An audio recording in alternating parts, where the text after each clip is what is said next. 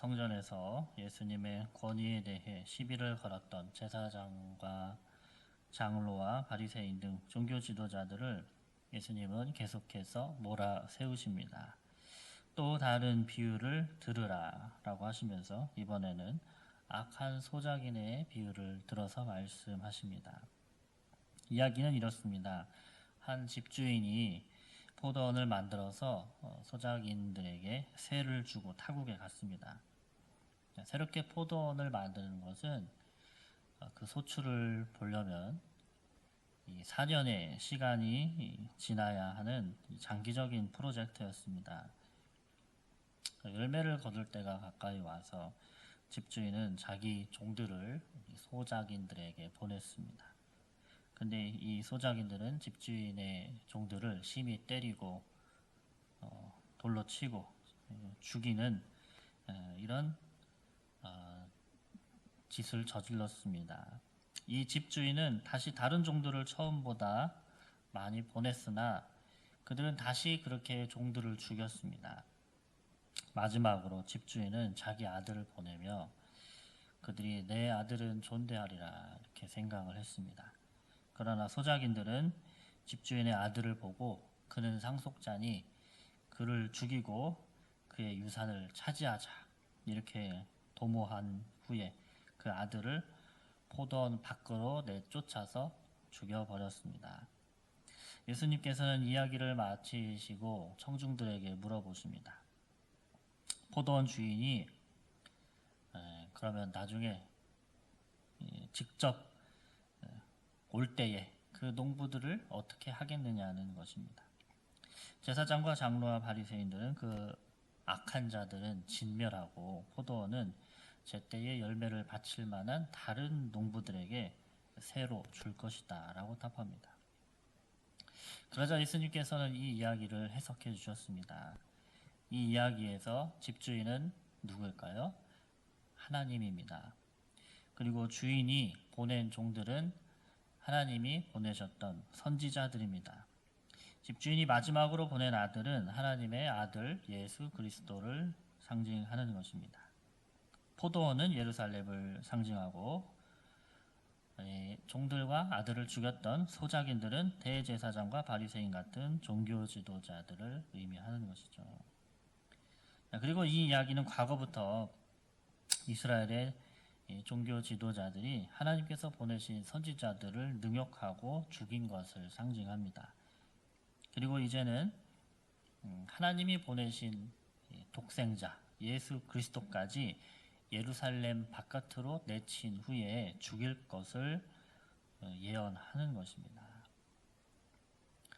그런데 그런 범죄를 저지른 자들은 하나님께서 그냥 두지 않고 그에 합당한 이 대가를 벌을 받게 하신다는 것입니다. 예수님께서는 시편 188편 22절 말씀을 들어서 자신에 대해서 설명하십니다.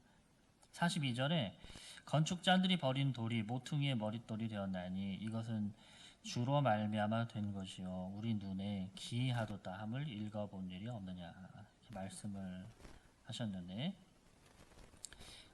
하나님의 아들 예수 그리스도께서는 마치 건축자들이 집을 지을 때 쓰다가 버린 돌과 같다는 것입니다. 건축자들이 건축을 할 때에 이 돌을 사용을 합니다. 그래서 돌을 자르고 그 원하는 모양대로 만든 것을 건물에 붙이는 그런 작업들을 합니다. 그 가운데 수많은 돌들이 잘리고 부서지고 하는 과정 속에 필요 없는 돌들이 생깁니다. 그런 이 돌들은 아무 때도 쓸 데가 없기 때문에 자루에 넣어서 이제 건축 현장 바깥으로 버리는 돌들이 있죠. 그런데 예수님께서는 세상이 볼 때에 그러한 버려진 돌과 같이 쓸모없고 초라한 존재처럼 보이지만 그 버려진 돌이 결국은 집의 벽을 연결하고 기둥을 지탱하는 가장 중요한 모퉁이 돌이 된다는 것입니다. 이것이 얼마나 놀라운 일입니까?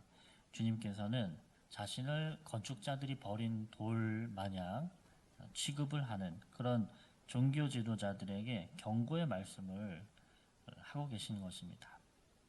43절에 그러므로 내가 너에게 이르노니 하나님의 나라를 너희는 빼앗기고 그 나라에 열매 맺는 백성이 받으리라. 하나님의 나라는 예수님의 말씀을 듣고 회개하고 순종하는 사람들에게만 주어진다는 것입니다.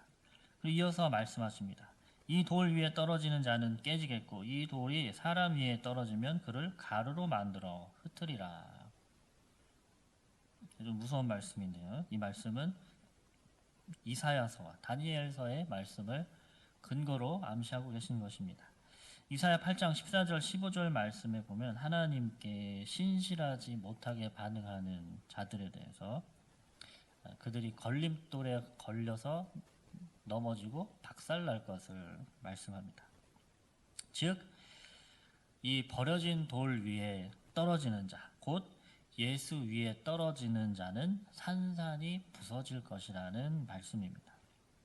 말하자면 예수를 죽인 유대인 지도자들을 산산조각 낼 것이다 라고 예수님이 경고하시는 것입니다. 그리고 돌이신 예수님 위에 떨어지는 자들은 그가 누구든지 그들도 가루처럼 흩어져 버릴 것이라는 말씀입니다. 예수님을 구원자로 모시지 않는 사람들에게 주님은 파괴자가 되십니다. 하나님 아버지께서 아들에게 모든 구원의 권능을 허락해 주셨듯이 아버지께서는 아들에게 모든 사람을 심판하는 권위도 맡기셨습니다.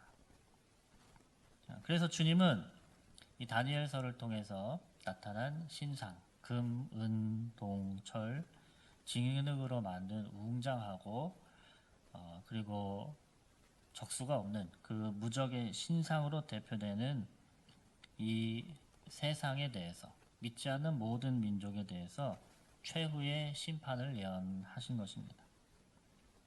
그 신상이 나중에 어떻게 됩니까? 이방 제국을 상징하는 그 신상은 나중에 다 부서져 버림죠. 가루로 만들어 버리시는데 하나님께서 그런 것처럼 이 세상에 예수 그리스도를 믿지 않는 자들을 모두 산산조각 내버리시고 그리고 주님의 권능을 강력하게 온 땅에 채우게 하신다는 말씀입니다. 대제사장과 바리새인들이 이 이야기를 듣고 나서 의심의 여지 없이 지금 예수님께서 하신 비유는 자신들을 가리켜 한 것이다 라고 깨달았습니다. 이들이 바로 아버지 밭에 나가서 일한다고 입으로만 떠들고 가지 않은 아들이었고 포도원 주의를 멸시하고 종들과 아들을 때려 죽인 악한 농부들이었습니다. 그들은 모퉁이 돌이 될 돌을 버린 건축자들이었고 그 거절로 인해서 그들 자신이 하나님께 버림을 받고 하나님 나라에 들어가는 것이 금지될 것을 알았습니다. 그러나 항상 그렇듯이 그들은 잠시 동안 예수님의 말씀을 듣고 깨달았지만 예수님의 말씀을 마음에 두지는 않았습니다. 주님의 경고를 들었지만 그 경고에 귀를 기울이지는 않았습니다. 주님이 그들의 심판에 대해서 말씀한 것을 알았지만 그들은 주님이 그들의 잘못에 대해서 지적하고 비판한 것이 정말 사실인지 확인하지는 않았습니다. 그들은 예수님이 말씀하신 그 죄에 대한 저주를 알았지만 그것에서 돌이키려고 하지 않았습니다. 그들이 가진 생각은 오직 자기 합리화와 보복뿐이었습니다. 그래서 이 예수님의 경고에 대한 그들의 반응은 예수님 공생의 초기부터 그들이 음모를 꾸몄던 것처럼 예수님을 붙잡아 죽이는 것이었습니다. 그래서 그들은 바로 예수님을 체포해서 어떻게 처리하기를 원했지만 예수님을 선지자로 믿고 있는 무리들이 두려워서 바로 그렇게 하지 못했습니다. 그들은 군중들을 경멸했지만 군중들을 두려워했고 결국 그들은 하나님을 기쁘게 하는 사람들이 아니라 사람을 기쁘게 하는 사람의 눈치를 보는 자들이었습니다. 결과적으로 그들은 사람들이 예수님에 대해서 반감을 품도록 만들기까지 기다리고 예수님을 체포하는 것을 미룬 후에 며칠 후에 이제 그렇게 하는데 성공을 합니다. 오늘 이 말씀을 보면 인간을 위해서 하나님께서 베풀어 주신 은혜와 또 그들의 불신과 거절에 대한 하나님의 인내, 그리고 그들의 구속을 위해서 아들 예수 그리스도를 보내주신 하나님의 사랑을 보여주는 것을 알 수 있습니다. 이 비유와 해석을 몇 가지로 정리해 보도록 하겠습니다. 첫 번째로 하나님께서는 죄를 범한 인류를 위해서 독생자 아들을 보내주셨습니다. 이 범죄한 이 소작인들의 비유에서 참 놀라운 점은 이 집주인이 농부들이 자신의 종을 계속 죽이고 있음에도 불구하고 그들을 심판하지 않고 지속적으로 종을 보내고 아들을 보냈다는 것입니다. 자, 그러므로 이 집주인은 어떤 성품의 사람입니까? 아주 자비롭고 은혜로운 성품의 주인이었던 것입니다. 죄를 범한 자들에 대해서 바로 심판하지 않고 인내로 대해주는 그런 좋은 주인이었습니다. 자, 그러나 그분의 이 거룩한 인내가 시간을 다했을 때는 그분은 의로운 심판을 내리시는 분이었던 것입니다. 두 번째로 구원 역사의 절정은 돌로 표현된 예수 그리스도입니다. 하나님의 아들로서 보냄받으신 주님께서 아버지의 뜻에 순종을 하셨습니다. 예수님께서는 결국 그 포도원에서 내쳐지고 죽은 아들처럼 비참한 운명에 처할 것을 아시면서도 인간의 구속을 위해서 기꺼이 이 땅에 오시고 죽으시고 부활하신 분입니다. 세 번째로 이 비유는 유대 지도자들의 문제를 지적하고 그들의 운명을 예고를 하고 있습니다. 예수님을 거부하고 그리고 예수님을 죽인 이 종교 지도자들의 운명은 산상조각 나서 가루가 될 것입니다. 그들은 선지자들을 거부하고 하나님의 아들을 거부한 결과로 하나님은 그들을 심판하시고 그 자리에 하나님을 순종하는 백성들로 대체를 하실 것입니다. 네 번째로 하나님은 유대 지도자들에게 일어난 일을 경고로 사용하십니다. 교회는 이 본문을 보면서 이들이 한 실패에 대해서 엄중한 교훈을 삼아야 하는 것입니다. 성도들도 언제든지 이 유대 지도자들처럼 무지를 가지고 불순종의 모습을 보일 수 있습니다. 참 진리 되신 예수 그리스도 앞에 무릎 꿇지 않고 겸손하지 않고 오히려 복음 앞에서 교만한 사람들의 결과는 비극이었다는 사실을 경고로 받아들여야 합니다. 그러므로 사랑하는 여러분, 오늘 말씀을 통해서 하나님을 바라볼 때 하나님은 인내하시는 또 은혜를 주시는 사랑이신 하나님이시면서 공의이신 분이신 것을 기억합시다. 우리가 하나님 앞에서 교만할 이유가 없습니다. 말씀 앞에서 복음 앞에서 꼿꼿이 고개를 세울 필요도 없습니다. 우리가 하나님 앞에 나아갈 때 은혜의 부스러기라도 간구하는 겸손한 믿음으로 주님께서 베풀어 주시는 구원의 은혜를 받도록 합시다.